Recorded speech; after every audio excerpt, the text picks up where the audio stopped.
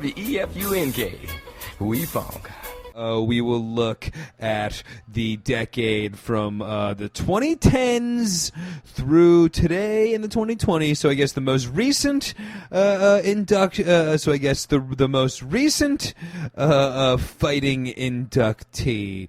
Okay, but I guess for the 20-teens, and I guess the first 2 decades, really all of the 2000s, you can really argue were dominated by 2 guys, and really either decade you can really flip-flop them. However, I'm kicking it off with my first inductee from the 20-teens being, of course, Floyd Money Mayweather, as I guess Pretty Boy was in the 20-aughts, the first 10 years of the 2000s, Pretty Boy Floyd. However, Money Mayweather is gonna be my nominee for the 20-teens in the world of boxing, as he really was the most dominant force in the game, both in the ring and I guess in a lot of ways more importantly outside of the ring, where he was so far and away the undisputed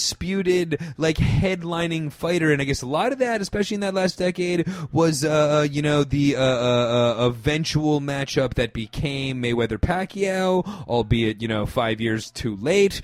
But he strung that out until Pacquiao was a little bit older and a little bit slower, and Mayweather was able to get the win versus the PacMan. But just really, and then of course even the McGregor fight, which was one of the bigger fights and bigger, just stories in the sport over the last couple years, really just based on the fact that Mayweather was 50-0 and the only true superstar in the sport, regularly fighting, as Pacquiao was, at that point throughout the later portion of the 2000s, although still fighting every year, was kind of, went away in relevancy, where the whole would Mayweather ever lose just became the real storyline that carried the sport throughout the later part of the decade. I guess the early part of the decade as well, he really did put in work in the ring, as I guess we'll start it off in September of 2009. Okay, so a couple months shy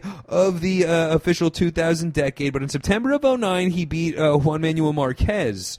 Okay, over the next string of fights, he beat Sugar St. Mosley, Victor Ortiz, Miguel Cotto, Canelo Alvarez, all right, who's going to go down as one of the all-time greats, with his potentially only loss being that Mayweather fight, as well as 2 wins versus Maidana, and then as well, of course, finally getting PacMan. But that's a string of pretty epic fights, a couple of Hall of Famers, several Hall of Famers in the stretch, and, undefeated throughout the decade, of course, finishing it off with that McGregor kind of exhibition-style sideshow event, really just highlighting Mayweather's enormous popularity and just importance to the sport, the fact that that was such a big deal.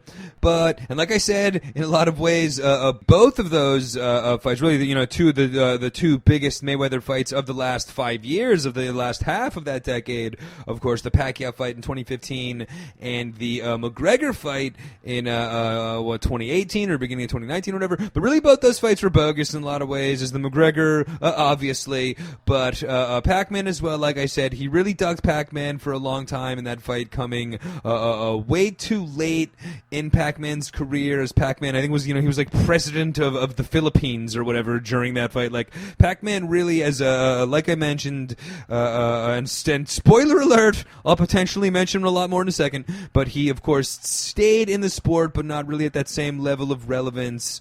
But and then, of course, the McGregor fight, which was really a shame that was such a big deal, because really in that latter part of, really ever since the PacMan Mayweather fight, the true biggest story in the sport was, of course, the Canelo Golovkin a series of fights, especially that first one and the whole build-up to that first one, where really Canelo on the run from Golovkin forever, and Golovkin really being one of the great secrets of the sport before that fight with, of course, the knockout streak and the middleweight title defense streak, but really not any real crossover popularity in the sport. So that was, for a true fight fan, that was by far the fight of the last 5 years. However, just like I said, the superstar power of Mayweather helps escalate that fight to what it became, and really just inarguably over the last 10 years in the sport of boxing, Floyd Money Mayweather has been the main man. All right, I guess the argument could be made that Pretty Boy Floyd was the dominant force of the 2000s. But I guess I kind of just gave it away. But of course, for the first decade of the 2000s, you gotta go Manny Pacquiao as the PacMan. Really just in, crossover relevancy and especially international level that decade of the 2000s. Manny Pacquiao really was the biggest star in boxing, even more so than Mayweather, like I mentioned, just on the international level. But when you look at just the just amazing, and as well, Mayweather was on the run from Pacquiao for the reason that fight didn't take place in the 2000s with Mayweather potentially getting his first loss is because he was on the run. So major points for Pacquiao in the decade battle there. But overall in the 2000s, in the aughts, Manny Pacquiao 25-1 with 2 draws. And just listen to gonna rattle off some fights here, but between March of 2000 and March of 2010, wins versus Marco Antonio Barrera twice, Juan Manuel Marquez a win and a draw, 2 out of 3 versus Eric Morales, all in a stretch, by the way, of 8 straight versus Mexican fighters, which of course Manny Pacquiao, really the Mexican style, so just an all-out slugfest for 8 consecutive fights with Manny Pacquiao and the Mexicans that he went up against. From there, from Juan Manuel Marquez, from there he moves up to lightweight, and wins a strap versus David Diaz. All right, then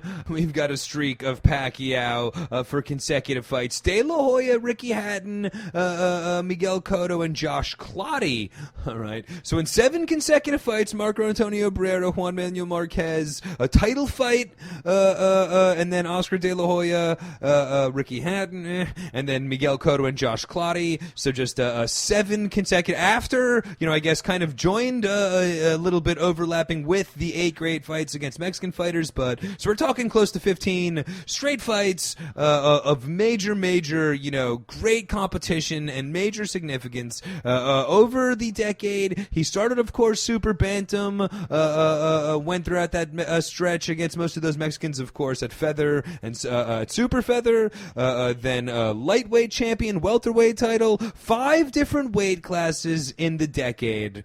And like I said, ultimately 25-1-2, avenging his loss, by the way, to Eric Morales in the only loss of the decade, and of course, like I mentioned, never getting the opportunity for the matchup with Floyd Mayweather, who's in full heel turn at this point, going from Pretty Boy to Money May, and really amping up hype for the next couple years until they eventually did fight in 2015. And like I mentioned, Manny Pacquiao has fought and I guess even Manny Pacquiao, I should mention, is getting the special exemption because he's still an active player, the living legend in the Hall of Fame as an active fighter, but never retiring, as he really has literally fought every year since since 2011, every decade of the 2010s.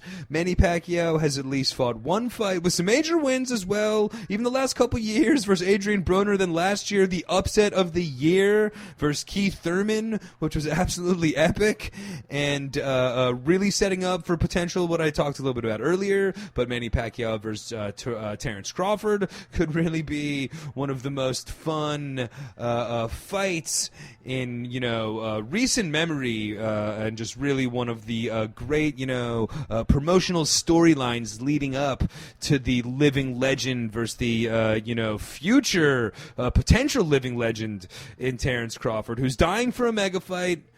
And ESPN's old friend Manny Pacquiao very well might make it happen. But I guess so. For the decade of the aughts, the PacMan Pacquiao. WEFUNK. We funk.